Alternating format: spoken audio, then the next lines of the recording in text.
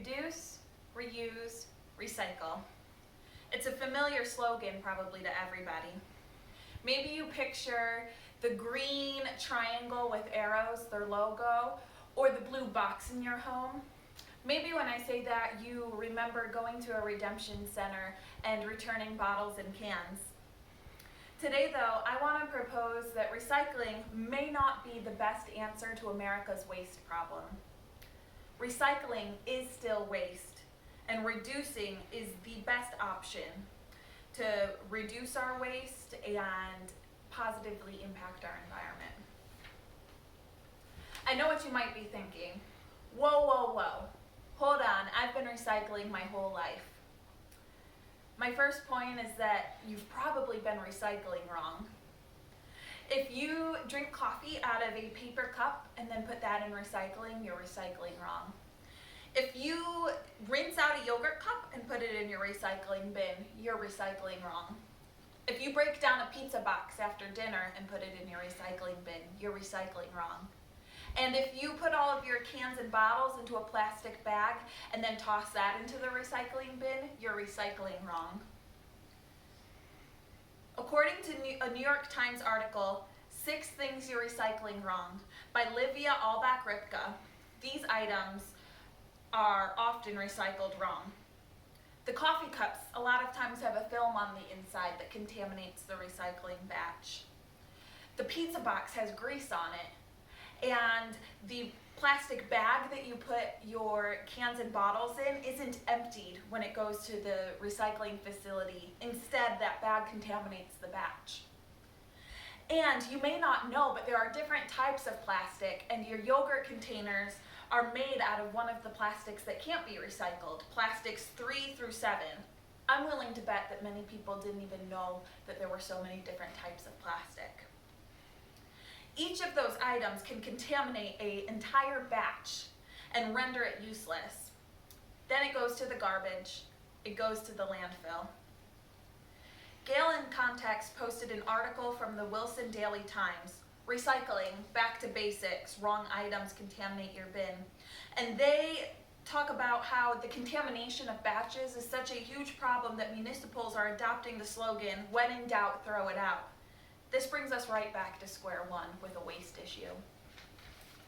The second point I want to make is that there is a cost to recycling. In the late 1980s and early 1990s, when there began a huge push for recycling, they expected for it to be a very large project and to save a lot of money. According to a case study of Pittsburgh, found in the National Academy of Science Spring 1995 edition article, Time to Dump Recycling, 3 years into the recycling program, they found out that it costs twice as much to recycle rather than to put waste into a landfill. Additionally, the price that recycling is willing to be bought at, the cost of it, the price dropped by over half. So it's 2 times the cost and half of the income. And I want to emphasize too, these aren't large costs we're talking about. It costs $31 to put recycling into a facility, and often it's bought for $44 recycled waste. However, it's measured in tons. So the money, it's not moving a lot of money, but it's moving a lot of waste, tons and tons of waste. And this doesn't include the cost of collecting. The other cost is the cost on the environment. Those trucks that collect recycling are large trucks which have high emissions and use a lot of fuel. The manufacturing facilities for recycling also cost a lot in building and the energy to run them. In fact, for them to manage their emissions, to keep air and water pollution under control, it costs them $150 billion a year. There's a large cost on the environment and monetary for recycling, which brings me to my proposal, my third point, ways to reduce aside from recycling. I want for us to shift focus off of recycling and onto reducing our waste. There's a lot of practical ways to manage waste. The first one is reusable water bottles and coffee cups. In fact, most often, Coffee shops will refill them for free, or not for free. They will fill them for you when we're not in a pandemic. You can also choose paper packaging over plastic, and which you can burn, and that's even more effective when the paper is ethically sourced through people conserving forests. You can use reusable grocery bags and produce bags. You can choose cloth and textile over single-use plastics or papers. Like paper towels, you can use towels. Instead of paper napkins, you can use cloth napkins. And you can use bowl covers instead of saran wraps.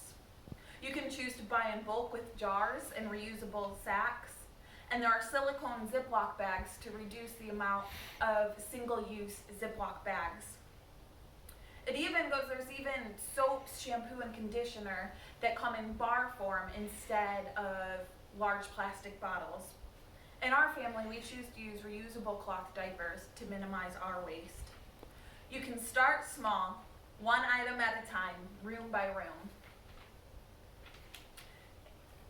In conclusion, I'm asking for us to shift our focus from recycling to reducing and reusing.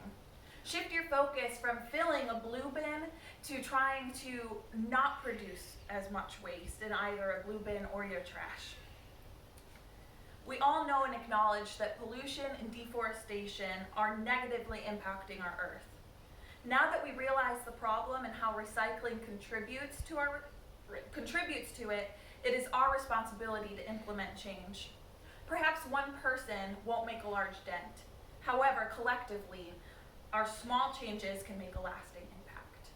Thank you.